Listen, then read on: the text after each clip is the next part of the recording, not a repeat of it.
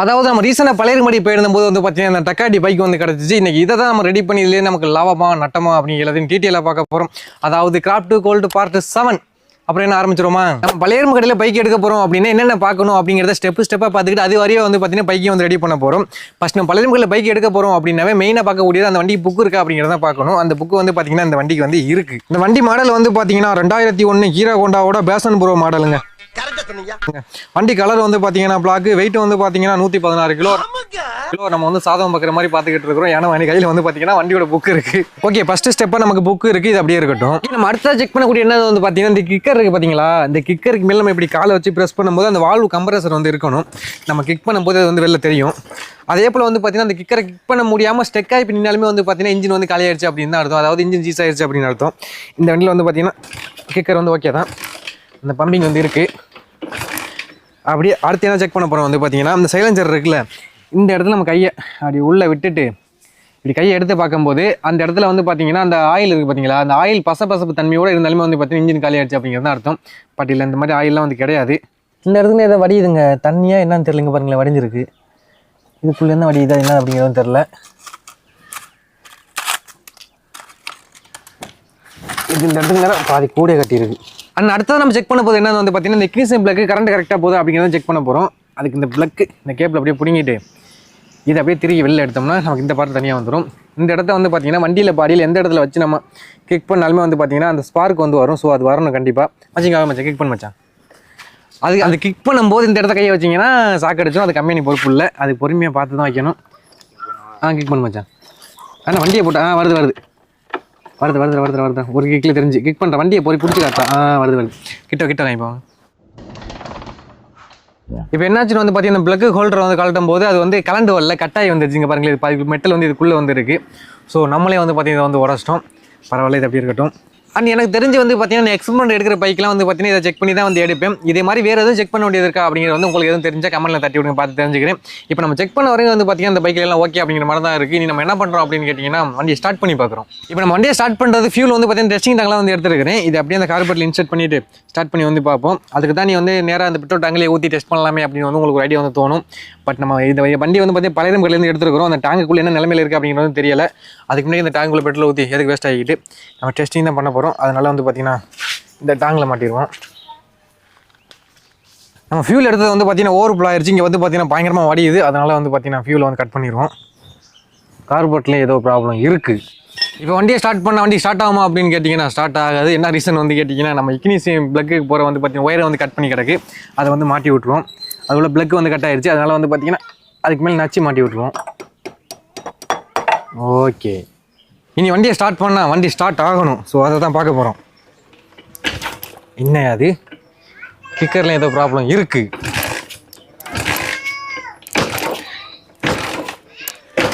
ஆஹா, ஆக மாட்டேங்குதுங்க. கிக்கர்லேயோ கிளச்சிலேயோ ப்ராப்ளம் இருக்குங்க.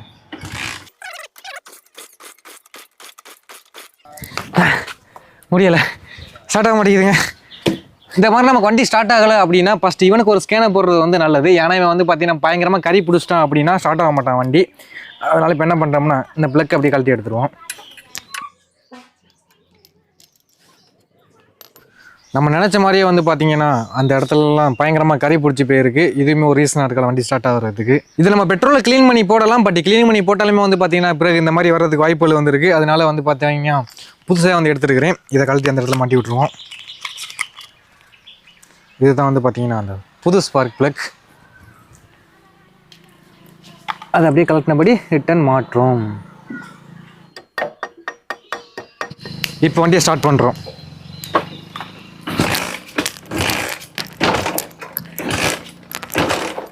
என்னடா இது, மதுரைக்காரனுக்கு வந்த சோதனை. என்னடா இது, அப்போ வண்டி ஸ்டார்ட் ஆகலை. இப்படி வண்டி ஸ்டார்ட் ஆகலை வந்து பார்த்தீங்கன்னா அடுத்த கட்டமாக நம்ம அந்த கார்பரேட்டர் தான் பார்க்கணும். ஏன்னா ஃபியூல் உள்ள சரியாக போகல அப்படின்னாலும் வண்டி வந்து ஸ்டார்ட் ஆகாது. நமக்கு ஆல்ரெடி வந்து பார்த்தீங்கன்னா நம்ம ஃபியூல் இன்செர்ட் பண்ணும்போது அந்த கார்பரேட்டர்லேயே வந்து ஃபியூல் வந்து லீக் ஆனிச்சு.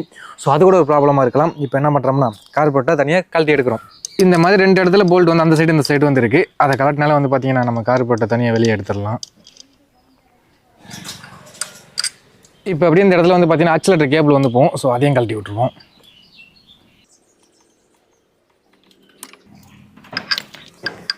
அவ்வளோதான். இதுதான் வந்து பார்த்தீங்கன்னா கார்பரேட்டர். இதை தான் நீ வந்து பார்த்தீங்கன்னா ஃபுல்லாக கலட்டி க்ளீன் பண்ண போகிறோம். இதை எங்கிட்ட சாச்சாலும் ஊற்றுது. ஃபஸ்ட்டு இந்த கீழே இருக்குது பார்த்தீங்கன்னா கப்பு, அதை தான் வந்து கலட்டுறோம். இது வேறு சாச்சா ஊற்றுது பெட்ரோல், உள்ளே இருக்க பெட்ரோல்லாம்.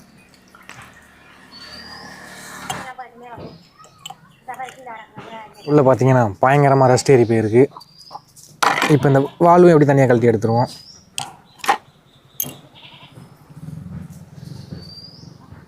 இது வந்து பார்த்தீங்கன்னா கொஞ்சம் சேக்காகி போய் கிடந்திருக்கு. அதனால தான் நமக்கு பெட்ரோல் லீக் ஆகிருக்கு ஓவர் ஃபுல்லாகி. இது ஸ்ட்ரைட்டாக வந்துருக்கணும். இங்கே பார்த்தீங்களா, இந்த நீடிலையும் எப்படி தனியாக கழட்டி எடுத்துருவோம். அடுத்த இந்த இடத்துல நீடில் இருக்குது பார்த்தீங்களா, அதையும் கழட்டுறோம். முடிஞ்சான்.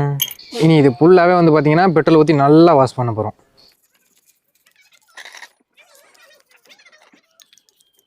இனி நம்ம இது எப்படி கலெக்டணுமோ, அதாவது எந்தெந்த ஸ்பேர் எந்தெந்த இடத்துல இருந்து கலெக்டணுமோ அது அந்தந்த இடத்துல மாட்டினா தான் இந்த கார்பரேட்டர் கரெக்டாக ஒர்க் பண்ணும். அதனால கரெக்டாக வந்து மாட்டிக்கிடுவோம்.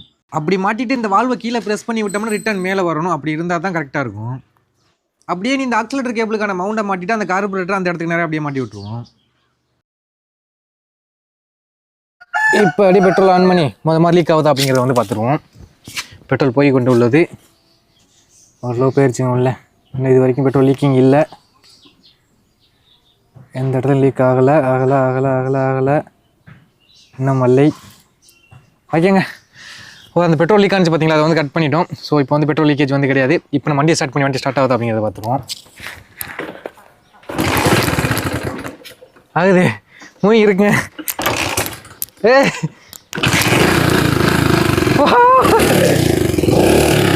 ஆயிடுச்சு. இந்த மாதிரி நமக்கு வந்து பார்த்தீங்கன்னா ஒயிட் ஸ்மோக்கும் வரக்கூடாது. பட் இதில் ஒயிட் ஸ்மோக் வந்து வருது. இன்ஜின் ப்ராப்ளம் இருக்கும் வாய்ப்புகள் இருக்குது.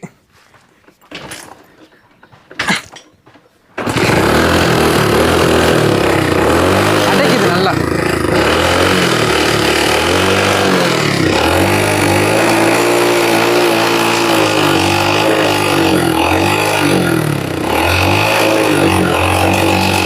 பெட்ரோல் ஃப்ளோ வந்து போகல, நல்லா அடைக்குது.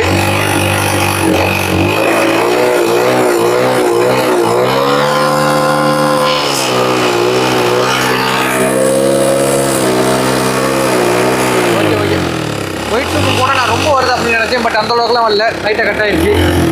நம்ம ஒயிட் ஸ்மோக் வந்து பார்த்தீங்கன்னா கப்ப கப்பன்னு வரும் பார்த்தீங்களா, அப்படி வந்துச்சுன்னா இன்ஜின் காலி. விட்டால் வந்துடுது. ஸோ கார்பரேட்டில் வந்து பார்த்தீங்கன்னா அந்த ரேஸ்க்கான ஸ்க்ரூ வந்து அட்ஜஸ்ட் பண்ணுற மாதிரி இருக்கும். அப்படி கரெக்டாக வச்சா தான் நம்ம த்ராட்டில் விட்டாலுமே வண்டி மூவிங்லேயே நிற்கும். அவ்வளோதாங்க. ஸ்டார்டிங் ப்ராப்ளத்தை வந்து பார்த்தீங்கன்னா சால்வ் பண்ணியாச்சு. பெட்ரோல் நம்ம தான் வந்து பார்த்தீங்கன்னா அப்போ எப்போ அடைச்சி ஆப் ஆகுது. ஸ்டார்ட் பண்ணி விட்டோமா வச்சுங்களேன், அப்படி நிற்கிது பார்த்தீங்களா. ஓகே தான். நம்ம எடுத்துகிட்டு வந்து இந்த வண்டியை வந்து ட்ரைவ் பண்ணிடக்கூடாது. ஏன்னு கேட்டீங்கன்னா வண்டி நம்ம இரும்பு கடையில் வந்து எடுத்துருக்கிறோம். ஸோ இதுக்குள்ள ஆயில் என்ன கண்டிஷன் இருக்குது அப்படிங்கிறது தெரியல. இப்போ என்ன பண்ணுறோம் அப்படின்னு கேட்டிங்கன்னா, இதுக்குள்ளே உள்ள ஆயில் வந்து கழட்டி ஃபஸ்ட்டு வெளியில் எடுத்துகிட்டு புதுசாக வந்து ஆயில் வந்து மாற்ற போகிறோம். அப்படியே கீழே ஒரு சட்டியை வச்சுட்டு இதை அப்படி ஓப்பன் பண்ணோம்னா நமக்கு வந்து பார்த்திங்கன்னா ஆயில் உள்ள ஆயிலெலாம் வெளியே லீக் ஆகிரும். சென்டர் சாண்டை போடணும். பட் நம்ம சைடு சாண்டை போட்டோங்க. ஆகா, கையில் ஊற்றிடுச்சு. நல்ல ப்ளோவாக ஊற்றுதில்ல. இது அப்படியே வந்து பார்த்தீங்கன்னா ஒரு 10 நிமிஷமாச்சு வடிட்டு உள்ள ஆயில் எல்லாமே. இப்போ நித்திஷ் என்ன பண்ணுறாப்புலன்னு கேட்டாங்கன்னா, அந்த ஆயில் வந்து அவருக்கு எதுக்கு தேவையா. ஸோ அதை தான் வந்து பிடிச்சிக்கிட்டு இருக்காப்புல. எதுக்கு ஆயில்? சைக்கிள் துடைக்கவா? சைக்கிள் வச்சுருந்தா பண்ண போகிறேன்.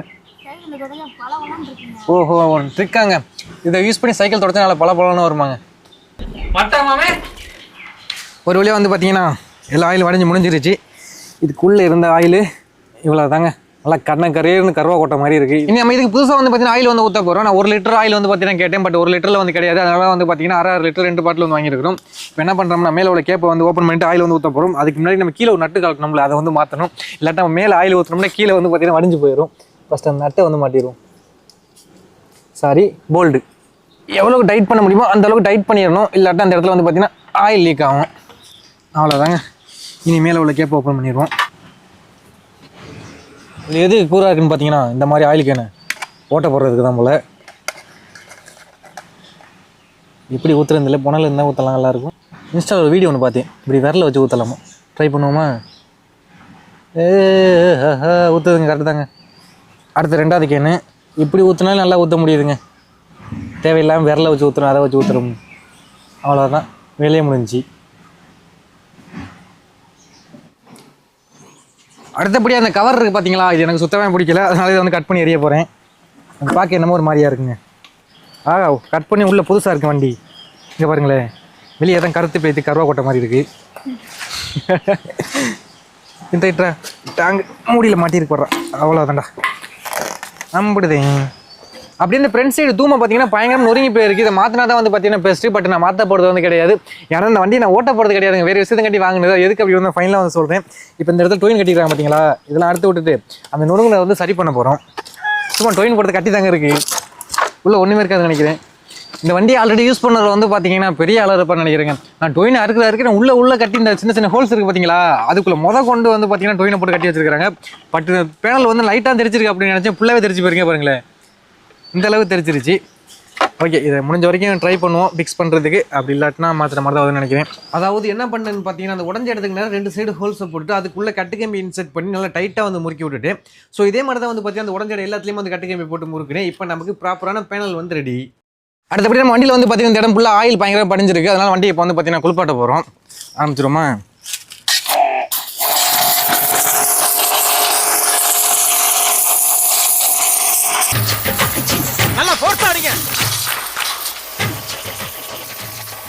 ஓகே, நீ ஃபைனலாக வந்து பார்த்தீங்கன்னா வண்டி லைட்டாக பெயிண்டிங் டச்சப் தான் வந்து கொடுக்க போகிறோம். அதை கொடுத்துட்டோம், நமக்கு ஆல்மோஸ்ட் வேலை வந்து முடிஞ்சிடும்.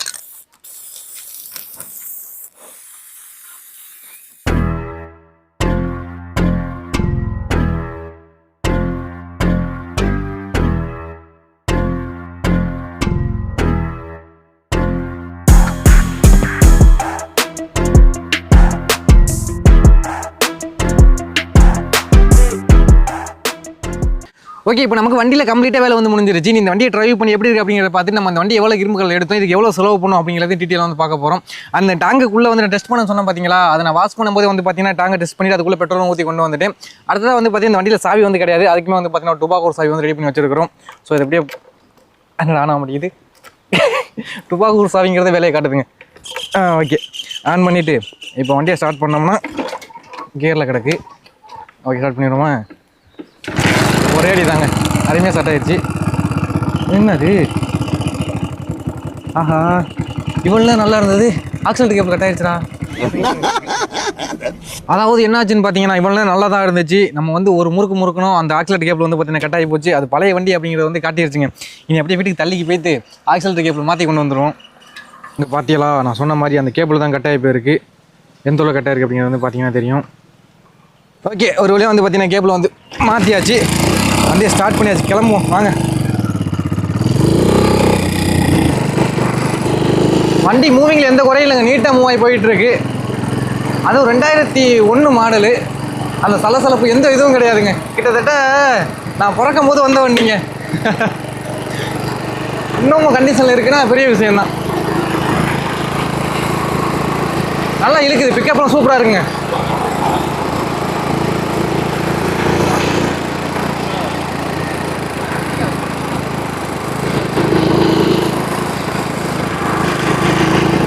இது கூட ஸ்மூத்தா போதா அப்படிங்கிறத நம்ப முடியல.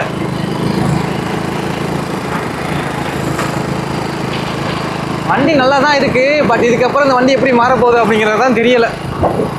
வர வர வீடியோ வரும்.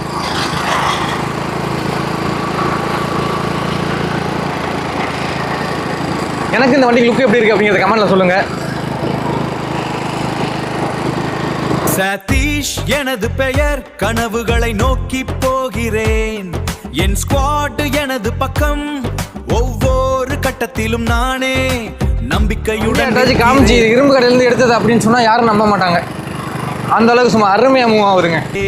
நான் சிரித்தால் உலகம், என் முயற்சி வெளிச்சம். அப்புறம் ஒரு முக்கியமான விஷயம் என்னன்னா, அந்த வண்டி இரும்பு கடையிலேருந்து எடுத்தான்னு சொல்கிறான், ஒரு வீடியோ ஃபுட்டேஜ் கூட காட்டல அப்படின்னு நினைப்பீங்க. ஆக்சுவலாக வந்து பார்த்தீங்கன்னா அந்த மாதிரி கண்டென்ட் பண்ண போகிறோம் அப்படின்னு நினச்சி அந்த வண்டியை போய் எடுக்கல.